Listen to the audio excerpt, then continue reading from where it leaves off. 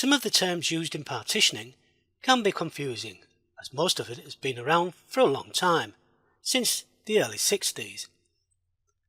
As operating systems developed, so has the technique of creating different types of partitions. However, much of the terminology has remained the same.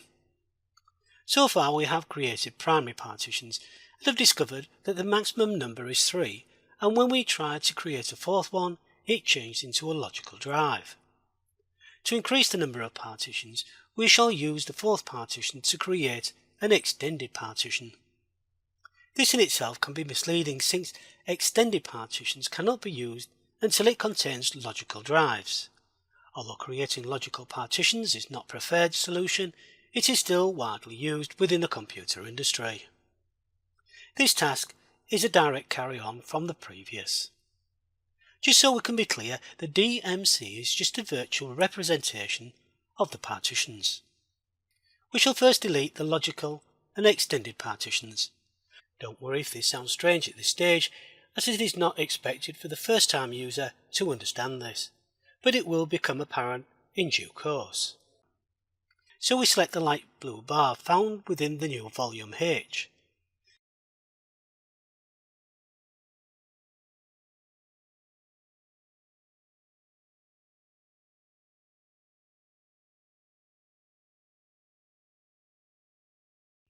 Now let's check this PC. Here we can see drive H has been removed. This means when the logical drive or light blue bar was deleted, the drive was also deleted. See how the light blue bar has now been removed and replaced with a light green bar. It is described as free space. But also notice the dark green border that still exists. Now we shall delete new volume F.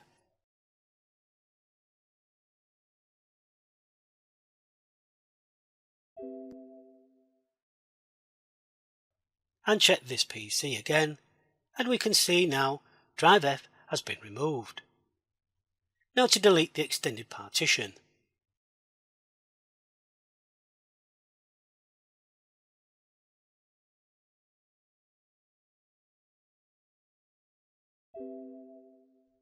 Once again, we have two unallocated spaces. Let's see what happens when we create a primary partition in the last unallocated space.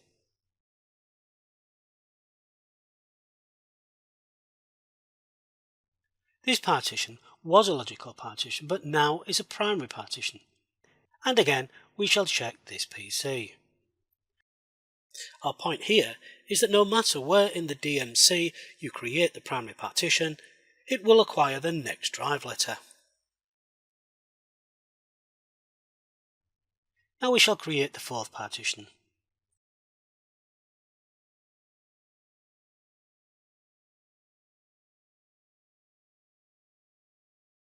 As expected, it is a logical partition within an extended partition. The second point is it does not matter where in the DMC the unallocated space is.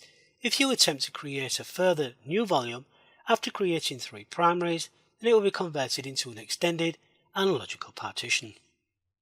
If we examine what we have right now in the DMC, there are 3 primary and 1 logical and no further unallocated space. Therefore, we will be unable to create any further partitions. Next we shall delete all the volumes and return it to a 500 gig unallocated space. Now when it comes to deleting the extended partition, we first must delete the logical. Notice the light blue bar.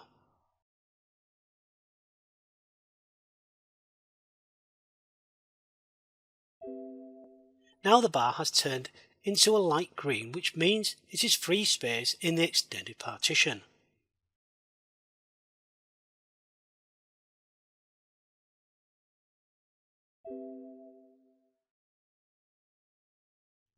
And finally, the last 2 partitions.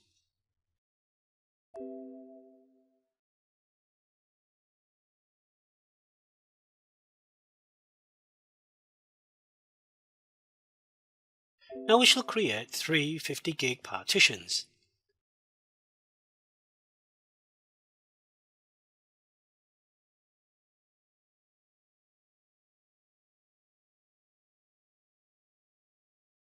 we shall make the statement logical drives exist in the extended partition.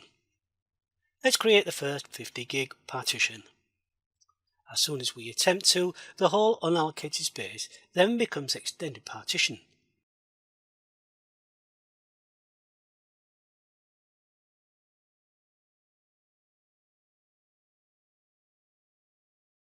Notice the dark green border. We shall create a folder called Logical Partition 01.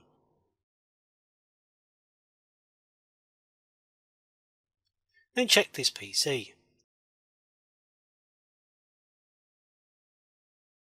We can see drive E to H are all about 50 gig each.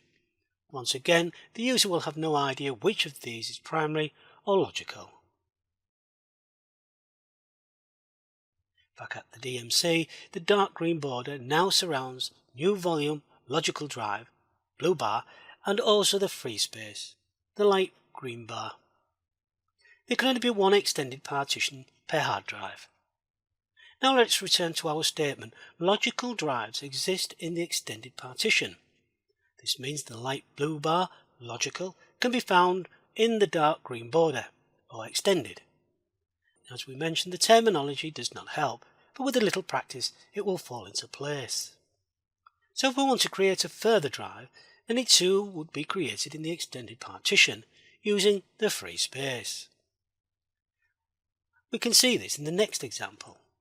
Let's create 4 50 gig logical drives. So we have to select the free space first.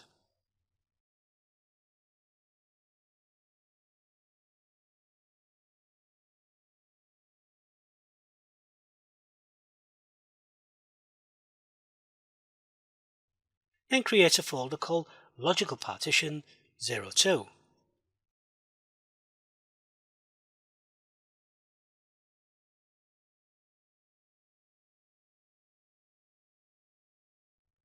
The next logical partition,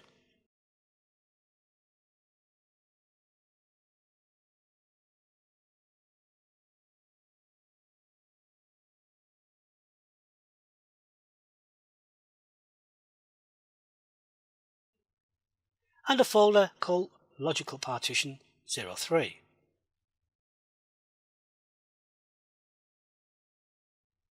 The next logical partition, and a folder called Logical Partition 04. Then the final logical partition, and a folder called Logical Partition 05.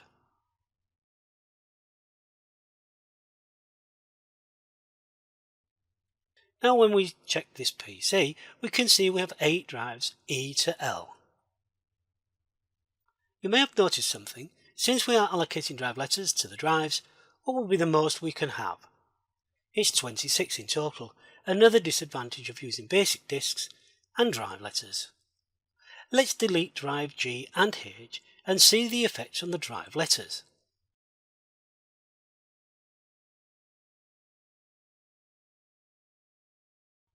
Once again, each partition is separated from the other, so deleting or formatting one will only affect the one selected. As we can see in our example, there is about 50 gig of unallocated space and one 50 gig free space, and one 110 gig within the extended. The problem here is we cannot use the DMC to add all this space together. Our only option again is to remove the partitions and redefine them.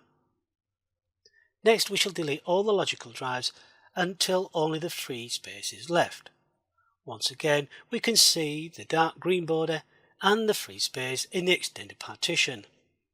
If we check this PC, we can see only the primary partitions E and F. Finally, you cannot delete an extended partition until you have deleted all the logical drives, since they exist in the extended partition. For some, this is a difficult concept to understand, but essentially hard drives were designed to have 4 primary partitions. The reason for this is that each partition contains a special coding that allows each partition to have an operating system installed on it. Example would be Windows 8, XP, Linux and Mac. When the computer booted, the user would select which of the operating systems they would use. However, if the system wanted 4 or more partitions, then the 4th partition would be converted into an extended partition. Hence the reason within this and the last task only 3 partitions were able to be created using the DMC. It should be pointed out that once the partition has been converted into an extended partition, the special coding used to boot the system is disabled. We shall now continue and delete all partitions and return the extra drive back to the 500 gig unallocated space. It is clear from this and the last task that basic partitioning has some limitations that need addressing.